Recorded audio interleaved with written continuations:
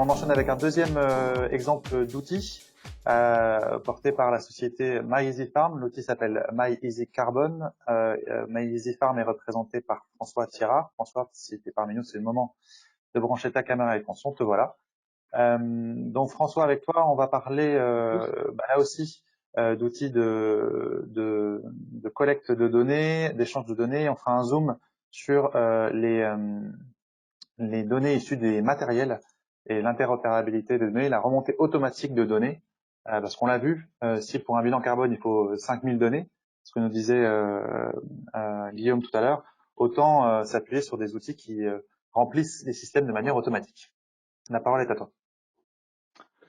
Merci Pierre. Donc je suis François Thierrat, donc je suis le cofondateur de MyEasyFarm. Donc pour ceux qui ne connaissent pas MyEasyFarm, on est une start-up basée à Reims avec une équipe qui est composée d'ingénieurs agronomes et puis de développeurs informatiques. On fait partie de beaucoup d'associations et on fait partie par exemple d'Agri Sud-Ouest Innovation et de la chaire agrotique. Et merci de nous avoir invités pour cette présentation. Et on fait également partie d'autres pôles de compétitivité comme le pôle IAR, comme Agronov. Et puis, on travaille également, par exemple, avec TerraSolis, qui est la ferme d'innovation basée à Reims. On travaille sur ce sujet. Et donc, nous, depuis le début de l'entreprise, on s'est focalisé sur le sujet de l'agriculture de précision. Et l'agriculture de précision, c'est quoi? C'est la capacité à agréger des données de différentes sources. Donc, un agriculteur peut agréger des données météo, des données de sol, des données satellites, des données d'OAD. Donc, l'objectif de la plateforme MyEasyFarm, à la base, c'est d'agréger toutes ces données-là et surtout de les utiliser au niveau des matériels agricoles. Donc, soit en descendant vers le matériel agricole pour faire des cartes de préconisation, soit, et c'est là que ça va être intéressant dans le cadre du carbone, en remontant, donc en utilisant les données qui sont générées par les matériels agricoles, parce que dans un tracteur, dans une moissonneuse-batteuse, vous savez qu'il y a maintenant des dizaines de capteurs et donc de dizaines d'informations qu'on peut remonter. Donc, l'objectif dans l'agriculture de précision avec MyEasyFarm, c'est de remonter toutes ces informations, de les agréger, de les utiliser en fait. Et donc depuis environ un peu plus de 12 mois, donc on travaille sur l'utilisation de ces données d'agriculture de précision dans le cadre de projets de ce que j'ai appelé carbon farming, parce que j'ai pas encore vraiment le bon terme franco-français sur le sujet, alors que ça fait un petit moment que, notamment en Amérique du Nord, on travaille sur ces sujets. Il y a des gros développements en cours, il y a des levées de fonds très impressionnantes actuellement aux États-Unis sur ce sujet-là. Donc, quand on a commencé à travailler sur le sujet, on a essayé de poser le cahier des charges en fait de cet outil de carbon farming. Donc, bien sûr, il faut qu'il soit capable de gérer à la fois le stockage du carbone et les émissions CO2. C'est ce que nous a dit tout à l'heure Baptiste. Il faut être capable de gérer les 3 étapes dans le projet. Parce qu'il ne faut pas juste calculer la référence, positionner une référence, faire un calcul du gain potentiel théorique de crédit carbone, mais il faut être ensuite capable de montrer ce qui se passe dans la réalité. Je pense que donc les 2 premières étapes, elles sont au début du projet, mais le suivi, il est sur une durée minimum de 5 ans, voire probablement plus long dans le cadre de ces projets. Donc la 3e partie, qui est la partie suivie, est quelque chose de très très important en fait. Je ne parle pas ici de vente de crédit carbone. Ça pourrait faire l'objet d'une autre présentation. Mais effectivement, c'est un autre sujet qui est à traiter. Et puis, il ne faut pas juste parler de crédit carbone quelque part. Mais tout ça, ça repose sur l'aide pour les agriculteurs au changement de leurs pratiques culturelles. Parce que on voit bien qu'aujourd'hui, on est dans une transition agroécologique qui fait que si les agriculteurs ne changent pas leurs pratiques, ils vont être de plus en plus impactés. Et par contre, ils ont un bénéfice potentiel important à changer leurs pratiques et être éventuellement rémunérés pour ces changements des pratiques culturelles. Il faut que l'outil soit souple. Je crois qu'on l'a dit, il y a beaucoup de données à utiliser. Mais si on bâtit, excusez-moi l'expression, une usine à gaz pour les agriculteurs, finalement, ils vont pas l'utiliser, ni les agriculteurs, ni les conseillers. C'est une des raisons pour lesquelles il faut effectivement que ça soit simple. Le nom MyEasyFarm ou MyEasyCarbon vous donne la direction dans laquelle on se tourne dans ce genre de choses. Il faut que ça soit capable de travailler dans le cadre du label bas carbone, mais on voit bien également qu'actuellement, il n'y a pas que les projets, les futurs les futurs projets label bas carbone en grande culture. Et on voit déjà des initiatives dans le domaine des filières. Je pense que si vous lisez la presse, vous voyez les initiatives de Nestlé, vous voyez les initiatives de Heineken et d'autres agro-industriels qui sont peut-être dans la salle. Donc on voit qu'il y a, à côté du label bas carbone, d'autres initiatives qui sont plus directes peut-être et qui n'utilisent pas forcément les mêmes outils. Et puis, ça c'est un point important sur lequel on reviendra. Je pense qu'il faut, pour justement arriver à réduire cette notion de rabais, essayer de passer du mode déclaratif dans lequel on va rentrer des informations par soi-même à un mode dans lequel on va être beaucoup plus vérifiable. C'est-à-dire que les informations qui vont être utilisées seront vérifiables parce qu'elles seront éventuellement pas rentrées directement par l'agriculteur, elles viendront directement, elles pourront même être certifiées. Voilà. Donc, pour faire tout ça, donc, il faut être capable effectivement de centraliser, de gérer toutes ces données numériques. Et puis, il faut avoir une plateforme qui soit, alors, très ouverte. On a parlé beaucoup déjà d'API. Donc, pourquoi la plateforme doit être ouverte? Déjà, pour pouvoir intégrer toutes ces données qui viennent de différentes sources, mais également pouvoir se connecter aux différents outils qui sont spécialisés dans le calcul soit du stockage du carbone. On a parlé beaucoup de stockage, on va revenir, je vais vous montrer des exemples là-dessus, mais par exemple, pouvoir se connecter avec Simeos AMG ou d'autres outils. Il faut que la plateforme également soit collaborative, au sens où c'est pas juste l'agriculteur dans son petit coin ou le conseiller agricole qui va travailler dans son petit coin. Il faut que tout ça toutes ces informations puissent être échangées et vérifiées. Et puis bien sûr, il faut que la plateforme soit sécurisée, pas au sens sécurisé, je ne vais pas te faire de référence à OVH, mais plus sécurisée au sens où si l'agriculteur a peur de mettre ses données dans le système, il ne va pas les mettre. S'il a peur que ces données soient réutilisées pour faire d'autres applications, il va forcément pas aller vers ce genre de choses. C'est bien sûr une des raisons pour lesquelles il faut avoir ces données les plus sécurisées possibles. Alors donc nous, MyEasyFarm, résumé en un slide, c'est peut-être un peu compliqué, mais on va rentrer un peu plus dans le détail.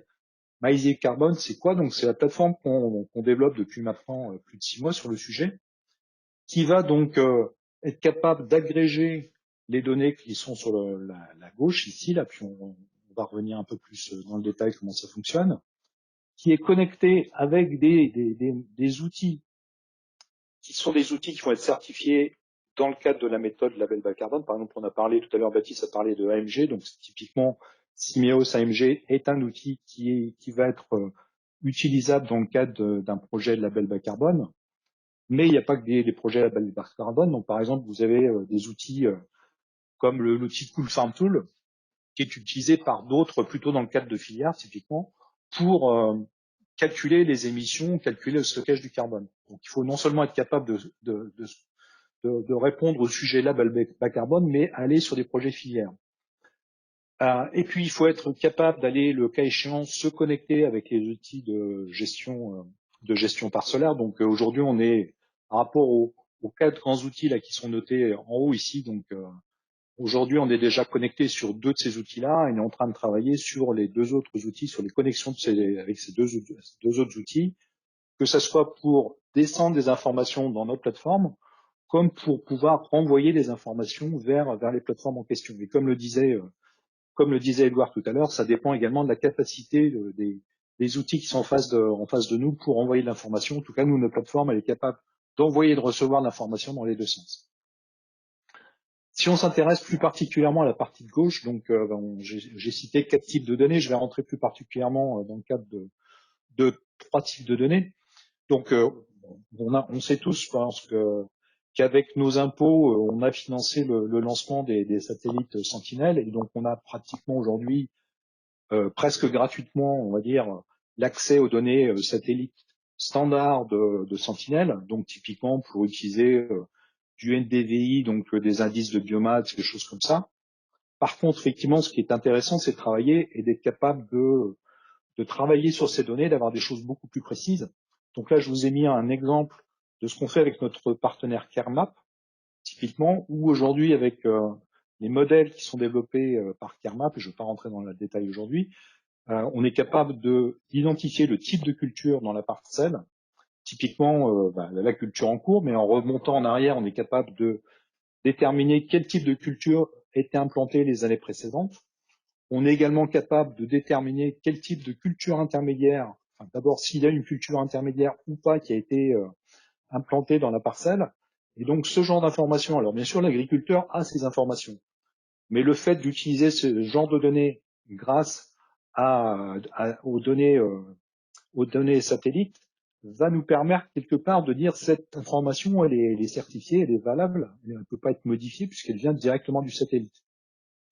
De la même manière, le type d'information qui est importante, c'est toutes les données qui sont liées à la parcelle elle-même, donc le sol, bien sûr, également les données météo. Donc typiquement, dans une plateforme comme MyEasyCarbon, on est capable de gérer les informations de la parcelle ou des différentes parcelles concernant l'analyse de sol pour bien sûr pouvoir les utiliser ensuite dans le cadre de calcul. Mais sur le sujet qui nous intéresse plus particulièrement, effectivement, l'intérêt c'est d'essayer d'utiliser au maximum les données qui remontent de la parcelle, donc les différentes interventions. Les interventions, c'est le temps qu'on y a passé, etc., mais c'est surtout les quantités d'intrants. Donc là, on voit une vue d'un tracteur qui aujourd'hui, c'est quoi à peu près? C'est une dizaine % des matériels agricoles qui sont équipés maintenant de moyens numériques qui sont capables d'enregistrer les informations. Et ça se traduit comment dans la plateforme? Ça se traduit par un temps passé dans une parcelle, une quantité d'intrants, une quantité de carburant, etc., etc. On peut bien sûr même aujourd'hui aller descendre jusqu'à la carte d'application dans laquelle on sait précisément ce qu'on a mis exactement dans quel coin de la parcelle, mais comme tout à l'heure Baptiste le disait, on est plus au niveau de la parcelle et au niveau du système de culture, donc on n'a pas besoin de descendre jusqu'à ce niveau-là, mais on pourrait le faire. Et puis quand les matériels agricoles ne sont pas encore équipés de ce type-là, comme je disais, tout le monde n'est pas encore équipé de ce genre de matériel, on a nous depuis un petit moment donc développé une application qui est spécifique pour les chauffeurs des matériels agricoles, qui vient d'ailleurs d'être nominé pour les CIMA Innovation Awards, qui s'appelle Driver, qui fait de l'enregistrement automatique de ce qui se passe dans la parcelle. Et donc, ça permet de créer automatiquement des interventions, de savoir combien de temps on y a passé, où est-ce qu'on est passé. Si on connaît le matériel, on peut connaître directement le matériel, on peut en déduire directement le type d'intervention. Donc, ça permet de faire de la saisie automatique, pratiquement automatique, parce que ça forcément, c'est pas magique, hein, ça peut pas détecter la quantité d'intrants. Donc là encore, le chauffeur, dans ce cas-là, est sollicité pour rentrer l'information, mais en dehors de ce genre d'information, c'est de l'enregistrement complètement automatique de ce qui se passe dans une parcelle et dans l'ensemble des parcelles de l'exploitation agricole. Et donc ça permet, à la fin d'une campagne, de savoir toutes les interventions qui ont été réalisées dans une parcelle, que ce soit par les matériels ou que ce soit par l'application mobile. Comment ça fonctionne? Très rapidement, je vous ai mis quelques vues d'écran de MyEasyCarbon pour illustrer le fonctionnement et notamment par rapport on a parlé beaucoup aujourd'hui de stockage de carbone. Donc typiquement, comme l'a dit Baptiste, il faut déterminer quelles sont les différentes parcelles qui sont dans un même système de culture. Donc l'utilisateur, donc l'agriculteur, va pouvoir choisir les différentes parcelles qui sont dans un système de culture donnée en fonction de leur localisation, en fonction du type de rotation qui a été mis en place dans ces parcelles. Il va pouvoir renseigner soit de manière manuelle, parce qu'effectivement toutes les informations ne sont pas disponibles toujours, mais on va essayer d'obtenir un maximum d'informations en fonction de ces remontées des données matérielles ou de satellites. Donc typiquement, on va être capable d'aller saisir un certain nombre d'informations de manière automatique ou de manière manuelle, et c'est possible de faire les deux. Donc de telle manière, ensuite, donc à illustrer les rotations des cultures, on va pouvoir ajouter les analyses de sol, on va pouvoir, le cas échéant, je n'ai pas mis beaucoup de détails là-dessus, mais on va pouvoir gérer les données météo, bien sûr, et on va pouvoir donc calculer un point de référence de l'exploitation agricole ou du système de culture dans mon cas. Là, je parle ici de stockage de carbone dans le sol. Donc, typiquement, donc les données qu'on a vues juste avant, on va pouvoir les envoyer vers un outil comme Simeos AMG, et Simeos va nous calculer donc le point de référence pour le système de culture. Donc, on voit où on est à ce moment-là. Donc, ça, c'est vraiment la première étape d'un projet label bas carbone. La deuxième étape, c'est ensuite se dire comment je peux améliorer cette référence en changeant donc un certain nombre de mes pratiques, hein, donc en réduisant mon travail du sol, en ajoutant des cultures intermédiaires, en réduisant mes engrais minéraux et en augmentant mes engrais organiques. Donc il y a un certain nombre de leviers qui sont disponibles pour lesquels, pour chacun des leviers, l'agriculteur est capable de dire, par exemple, ici j'étais en travail du sol pour mes betteraves, je passais par exemple j'arrête de travailler mon sol, quelle est ma profondeur de travail, est-ce que, par exemple, j'introduis des nouvelles cultures intermédiaires ou pas? Donc, on peut changer toutes ces pratiques et on peut tester ce genre de choses. Et une fois qu'on a rentré donc tous ces différents paramètres, on va pouvoir lancer une simulation à nouveau dans le cadre du stockage du carbone dans le sol avec Simios, qui va nous donner un objectif. Donc là, on est dans le théorique, on est bien d'accord, hein, puisque là, on utilise le modèle Simios pour nous prédire ce qui va se passer sur les 5 ans du projet. Donc typiquement, là, on retombe sur les scénarios qu'on voyait tout à l'heure à l'écran. Donc là, c'est une sortie de ce qu'on récupère de Simeos. Les fameux Et scénarios de puis surtout, il y a référence. Pardon? Les fameux scénarios de référence dont on parlait tout à l'heure. Alors, le scénario de référence, il est dans la courbe orange qui est ici. Effectivement, la deuxième courbe qu'on voit ici en bleu, c'est l'objectif potentiel qui pourrait être atteint si l'agriculteur change bien ses pratiques de la manière dont on l'a vu juste dans l'écran avant, en fait. Et surtout, ça, c'est les degrés. Ouais, j'en profite, à une question qui est posée. Comment tu calibres ces outils de séquestration de carbone pour un travail donné dans les sols? Simios, par exemple, comment se fait la calibration de ces outils-là? Alors, la calibration, le point ici là, qui est positionné à 42 ici, typiquement, il vient à la base d'une analyse de sol. C'est pour ça que c'est important de stocker les informations de l'analyse de sol dans le système. Le calibrage, il se fait, on l'a vu juste un petit peu avant, il se fait par l'analyse de sol et en revenant en marche arrière au moins sur les 3 ans, comme Baptiste le disait, pour saisir les types de rotation qui ont lieu sur le système de culture. Donc c'est ces deux principaux paramètres qu'il faut qu'on est capable de dire d'abord où on est aujourd'hui et puis d'avoir le scénario de référence en fait. Et c'est en changeant, si je reviens juste sur le slide d'avant, c'est en changeant ici ces différentes pratiques, mais là on est dans le virtuel, on est d'accord, on se dit et si j'augmente mes engrais organiques, qu'est-ce que ça va faire en fait? Et donc ça nous emmène à des objectifs de ce type-là. Donc typiquement le fonctionnement de MyEasy Carbone, c'est de faire 2 ou 3 scénarios en disant oui, je vais être capable de faire ça, d'envoyer un calcul vers Simios, sachant que Simios c'est complètement masqué. Hein. Là, ça c'est les vues d'écran de MyEasy Carbone. On va jamais dans Simios, on envoie les informations vers une boîte noire comme Simios qui fait le calcul et qui nous rend le résultat. D'accord, donc on comprend bien que tu es en partenariat avec différents acteurs qui ont des modèles sous-jacents qui permettent de générer ces indicateurs et ces visualisations de scénarios. Je te propose d'avancer sur le caractère collaboratif de la plateforme pour les porteurs de projets. Alors, mais juste avant la partie collaborative, je pense qu'il est important, c'est de comprendre que là, on a fait les 2 premières étapes. La 3e étape, c'est de suivre, de monitorer tout ce qui se passe en fait. Et donc, en utilisant par exemple des données satellites, on est capable de dire voilà, j'ai eu une implantation de couvert intermédiaire, voilà, j'ai eu une culture qui était ici, voilà le type d'information, voilà le type d'opération que j'ai mené dans ma parcelle, en remontant les informations des matériels.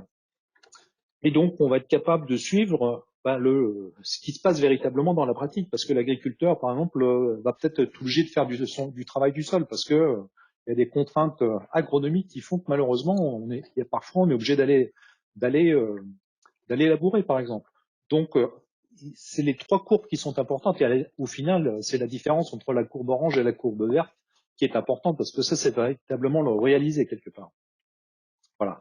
Donc, effectivement, pour revenir sur la partie collaborative, ce qui est important, c'est que ce soit pas juste l'agriculteur qui fonctionne tout seul dans son petit coin, mais qu'il soit capable d'échanger des informations avec le porteur de projet, puisque tout ça, c'est dans des projets globaux, et que le porteur de projet ait une vision globale de tout ce qui se passe sur tous les agriculteurs qui font partie du projet, a fortiori des auditeurs, a fortiori peut-être pas des acheteurs parce qu'ils n'ont peut-être pas besoin d'avoir toutes ces informations, mais en tout cas, tous les parties prenantes dans un projet label bas carbone.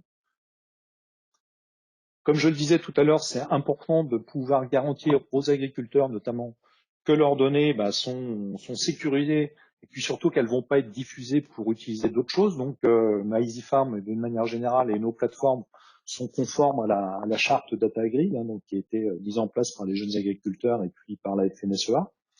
Donc ça garantit quelque part que les données sont stockées en Europe, qu'elles ne sont pas vendues à un fournisseur d'agrochimie ou à un fabricant de matériel agricole. Donc c'est stocké et c'est conservé par nous et qu'on peut rendre à tout instant ces données à l'agriculteur.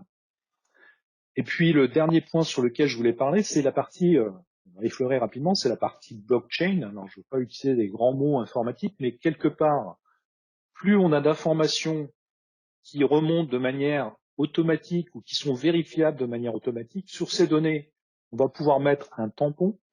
Prenez ça de manière simple comme un tampon qu'on va mettre sur ces données, qui vont garantir que les données n'ont pas été modifiées et qui vont donner de la valeur quelque part au crédit carbone.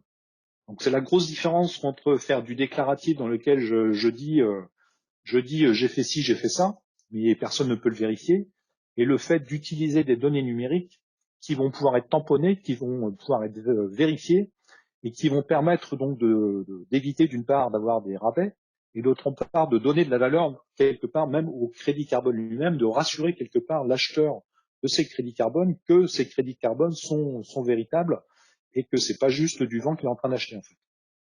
Voilà. J'ai été très vite, je vous ai montré très rapidement ce que c'est à travers quelques vues d'écran, ce que c'était que MyEasyCarbon.